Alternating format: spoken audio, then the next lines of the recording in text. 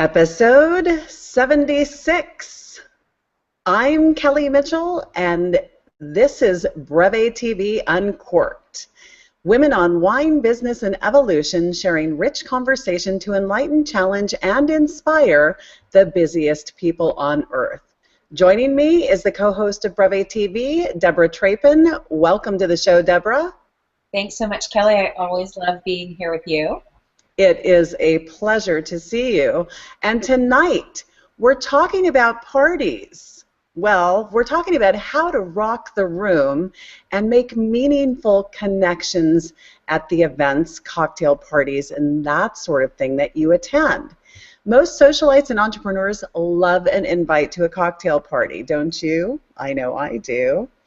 However, walking into a room filled mostly with people you don't know can be daunting. For those occasions, knowing how to rock the room can make the difference between a waste of time and energy and an exceptional event that expands your circle and knowledge. Did that make sense to you? Between wasted time and energy to an exceptional event that expands your circle and your knowledge. That makes more sense to me. Okay, no more hiding in the corner or walking aimless laps around the room. Good Lord, don't we all do that from time to time? Let's turn the wandering into wonderment. So today's show is going to share tips, tricks that will help you shine like a diamond at your next cocktail party. So I want to begin with a quote, and the quote is, "The connection between and among women are the most feared, the most problematic, and the most potentially transforming force on the planet." That's by Adrienne Rich.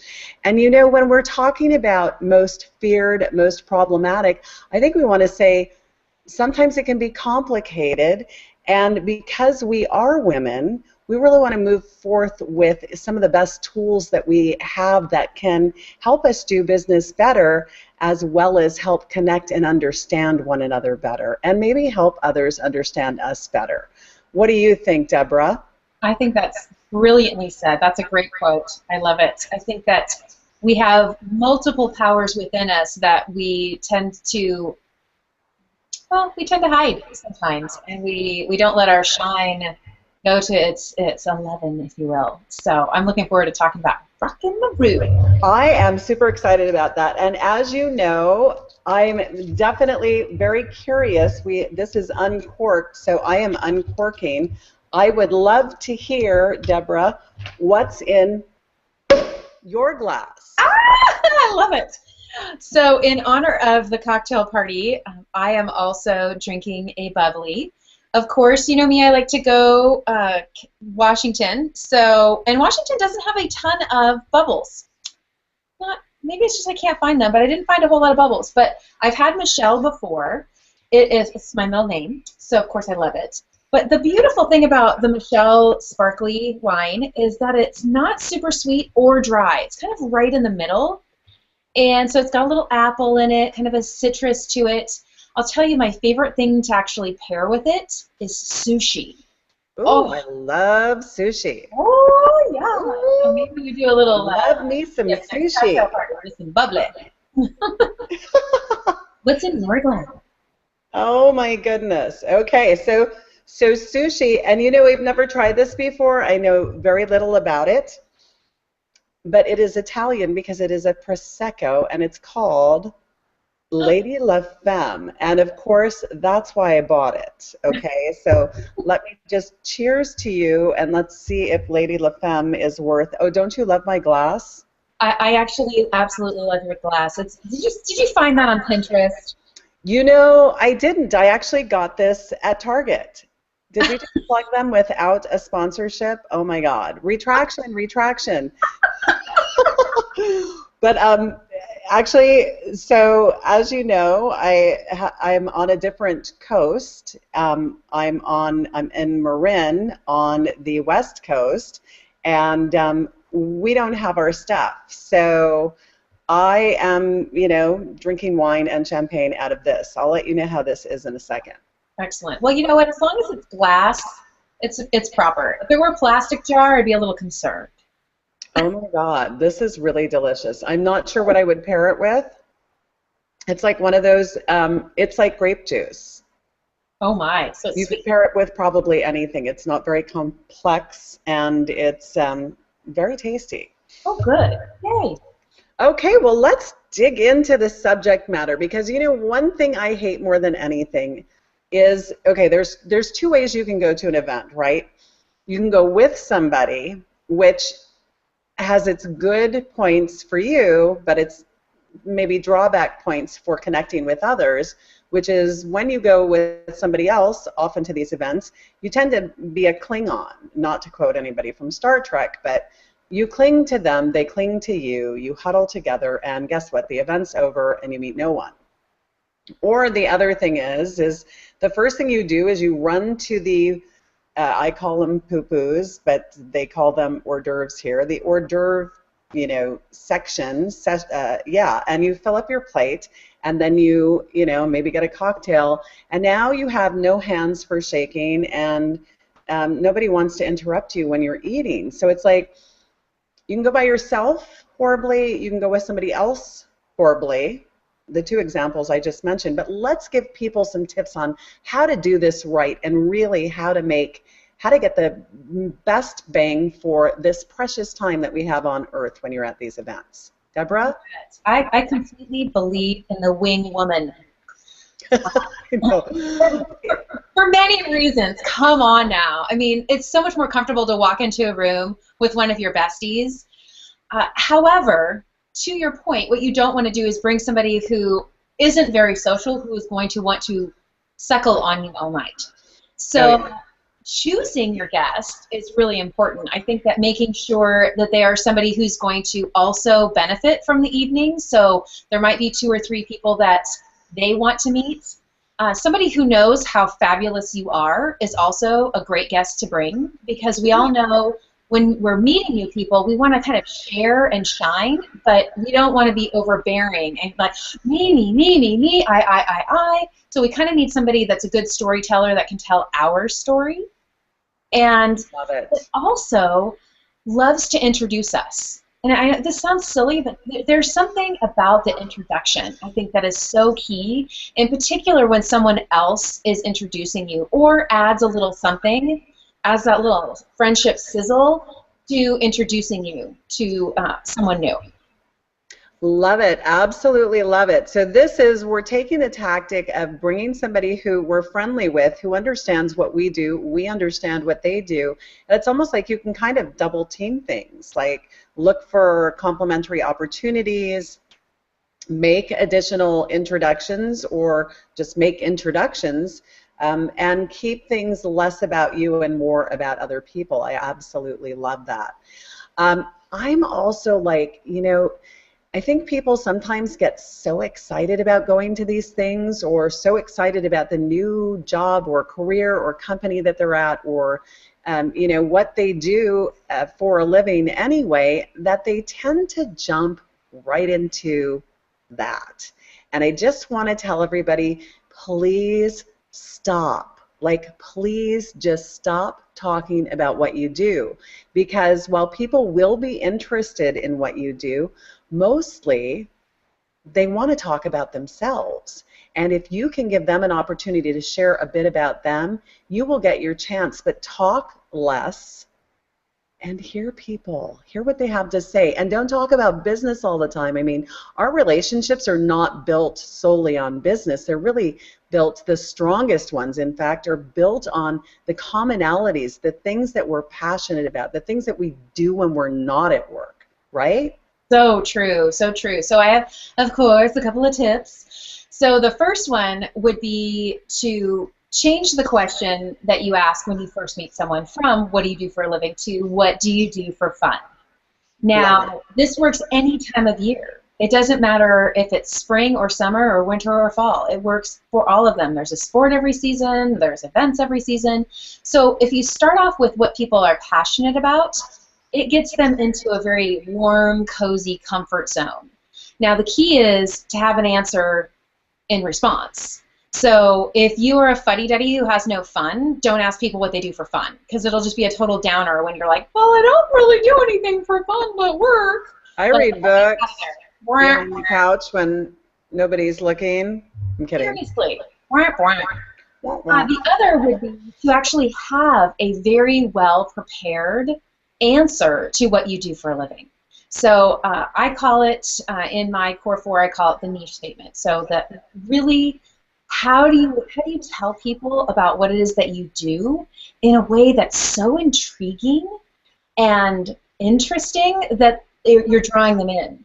And it's simple. When somebody just says, "Oh, well, I sell widgets," or I sell dreams," it's kind of like, "Oh, yeah, okay, great, you sell something." But if you're able to tell them that you work with a specific ideal client, so you work with women in business who are really looking to attract their ideal clients online by really leveraging who they are, and that it really helps them build a life that fires them up and a super successful business.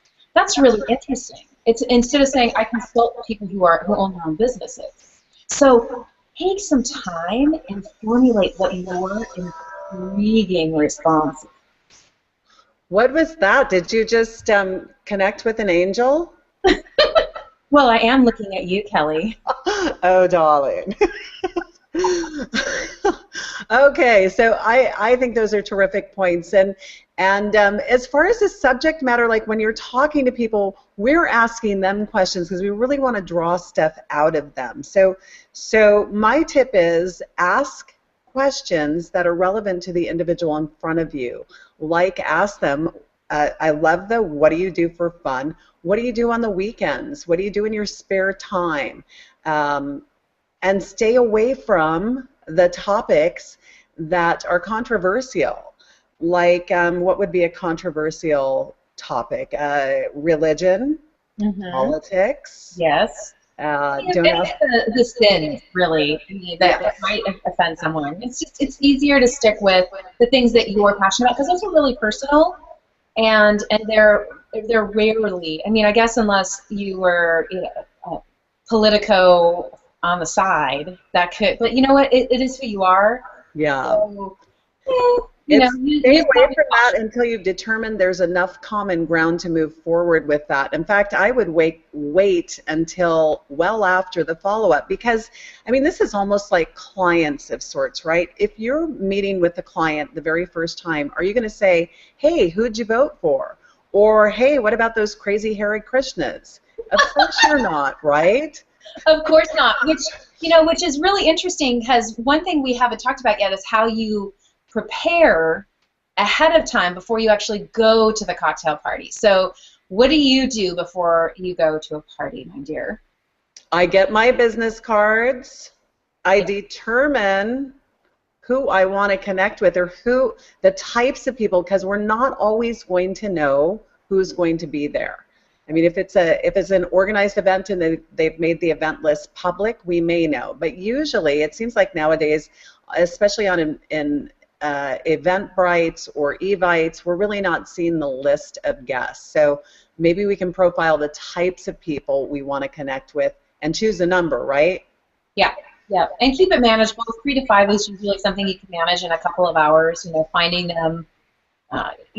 Asking the questions that lead you to them. This is a great point from an event planner's perspective because of what you just said.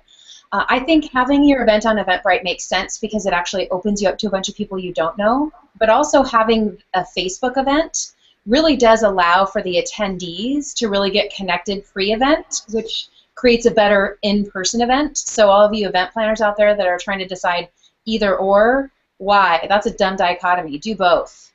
Right? Do both. Have the little Eventbrite link inside the Facebook event because here's the beauty of being able to do a little bit of research on the front end is that you can actually find 1 or 2 things that you already know that you have in common that you can pepper in the conversation. And it doesn't have to be creepy like, "Oh, I was looking at your Facebook page and I saw these things." Like we're talking the stuff that people put publicly is stuff that they want public to see. So it's just showing interest in that you took the time to find out a little bit about them. So I think just finding just a little bit about them is fun. No, I love that. I absolutely love that. And I mean, if you're going to talk to 3 to 5 people and build relationships with them through the art of conversation and asking questions, mostly listening, don't forget to get a business card and don't forget to follow up and connect with them after the event. Otherwise, your time and your money has just gone down the drain. So true. You know, one of my favorite ways to connect with people after an event is, you know this about me, I am a photo freak. I love to take photos. And so I make sure to take my photo with those 3 to 5 people in some way, like, oh, take a picture, group photo. And then it makes it very easy and very seamless to send that person a direct message on Facebook saying, it was great to meet you last night at XYZ event. I'm getting ready to post a couple of fabulous photos of you. I'll tag you as soon as they're up. Looking forward to getting connected here. Because that's just following up. It's the first step. So if you really had a connection and you're going to connect on Facebook, remind them of where you met them and let them know that a photo's coming, because that will bring the conversation to the next step. Right? Because no matter how fabulous you are, not everybody will remember you 2 or 3 days later. Oh, amen. Preach it, sister. You know, I always think people are going to remember me, but what they usually remember is the redhead. They don't remember my name, right? So it's like, yeah, I'm that redhead that you met at the party. Like, that's usually what sticks in their name in their head, not my name. Interesting. Well, okay, so I want you to speak, because that's something that's really handy for you, but what about those of us who might be blonde or brunette or, you know, maybe more ordinary than red hair? Well, thanks for the compliment, I think. So you're talking about helping people remember your name? Helping people remember you in some way, shape, or form, because I do find a lot of times people forget names. Yeah. You know, I think that there's a couple ways that people can connect with you. So part of your personal brand is certain things. It is maybe your red lipstick or your blonde hair or caffeine, coffee, wine. It might be some of these things. So make sure you have a takeaway, a giveaway that isn't just a boring business card. You know, go to Moo and get a mini Moo card. You know, get something fun and cute that has something that's related to you on it, and make sure that you give it to them. And I think it was Freud who said, like, the one personal element that is the most likely to be forgotten by everyone is the name. So make sure you're saying your name over and over during your conversation. Say your name at least 3 times. And if it's somebody that you've only met once or twice before, make sure you say your name right up front. Like, hey, it's great to see you. My name's Deborah, just in case you might have forgotten, just to get them at ease, because I know we've all had this, Kel. Like, you're thinking, oh my God, what's that person's name? What's that person's name? What's the person? A, B, oh my God, all the time. F, G. Like, you're singing the alphabet. You're trying to remember their name, and you're totally not paying attention. So put people at ease. That's where that wing woman comes in handy, who can say, oh my gosh, Deborah, who is this? This is exciting. Or they can just jump in and say, hi, I'm Kelly, what's your name? And just get the name thing out in the front, because there's nothing more embarrassing than when you've forgotten somebody's name, but there's likely a very high possibility they forgot your name too. Absolutely. And I have a terrible time with names. I've found that when I repeat that person's name after the initial introduction in the conversation 2 to 3 times minimum, that name has a greater chance of staying with me. And they also feel, especially when you're in these new situations with new contacts,